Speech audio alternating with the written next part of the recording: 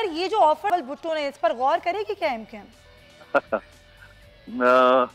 ऐसी चीजों पे एमक्यूएम के सामने इतने सारे मसाइल खड़े हैं। हाँ। कराची के इश्यूज हैं। हाँ। मेरी तो मैं इस पे सिर्फ इतना कहूंगा कि 12 साल से हुकूमत सिंध पे हुकूमत कर रही है।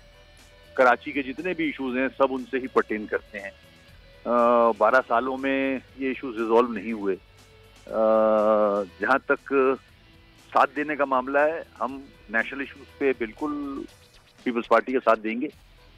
जहाँ तक सेंसस का मामला है, एनएफसी का मामला है, गैस का मामला है, और उनकी जिम्मेदारी बनती है सबसे ज्यादा कि कराची के इश्यूज रिजॉल्व करें। लेकिन वसीम साहब, जो इत्तेहाद आपने हुकूमत से किया उसमें आपको क्या फायदा मिला? क्या वो मसाइल हल कर पाई हुकूमत जो आप चाहते थे?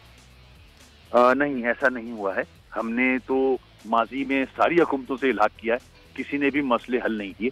पीटीआई से इल्हाक किया, पीटीआई ने भी कोई 1.5 साल हो चुका है कि एक भी इशू रिजॉल्व नहीं किया है।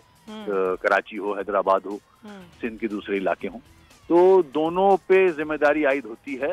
हम हमारे पास जो गवर्नमेंट है इस वक्त, बल्दियाती निज़ाम जो हमारे पास है, उसमें जो मसाइल है वो भी उनके सामने रखे कि ये मसले हल करें। इख्तियारात दिए जाएं निचली सतह तक।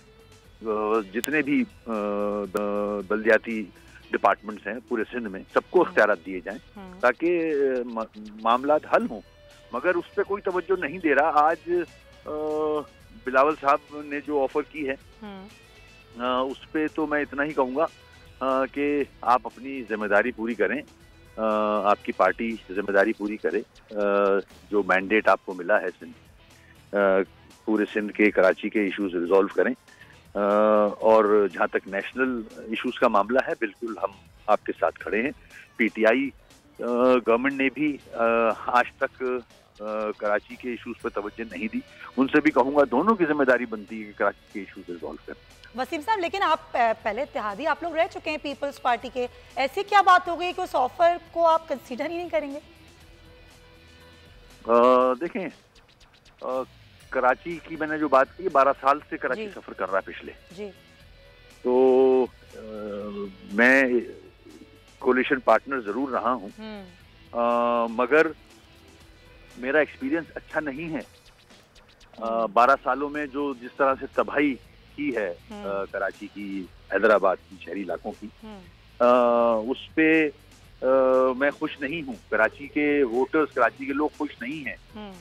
आपको मसले हल करने होंगे पहले, उसके बाद हम ये जो सियासी जोड़ तोड़ है उस पर बात करते हैं। बिल्कुल, आपने बहुत अच्छी बात की है वसीम साहब, लेकिन इस तनाजुर में क्या एमक्यूएम एक और मीटिंग करेगी प्राइम मिनिस्टर से? प्राइम मिनिस्टर से हमारी मीटिंग कोई ड्यू है तो नहीं है। हमारी आखिरी मीटिंग होनी, लेकिन आपने कहा कि मैं खुश नहीं हूँ, मसाइल तो इस हुकूमत ने भी हल नहीं किया। हाँ, बिल्कुल ऐसा ही है। हम बहुत मीटिंग्स कर चुके हैं, अब मीटिंग का टाइम रहा नहीं। अच्छा। अब इम्प्लीमेंटेशन का टाइम है। इम्प्लीमेंट करना चाहिए फेडरल गवर्नमेंट को, जो भी उसने प्लान किया है उसकी इम्प्लीमेंटेशन होनी चाहिए। तो पार्टी का एक मौक़िफ़ जो है वो कब तक सामने आएगा? कोई न्यूज़ ब्रीफिंग होगी सर इस हवाले से? मीडिया को बताया जाएगा कि पार्टी क्या करेगी? बहुत जल्द पार्टी का जो है व्यू वो सामने आ जाएगा। अच्छा वसीम साहब, जाते जाते सर, आज एक बिल्डिंग रणछोड़ लाइन में गिर गई है, किसका कसूर था इसमें? वहाँ पर कई लोग बेघर हो गए हैं। देखिए, ये पुरानी बिल्डिंग है उधर, और सर उससे 15 साल पहले तामीर हुई थी।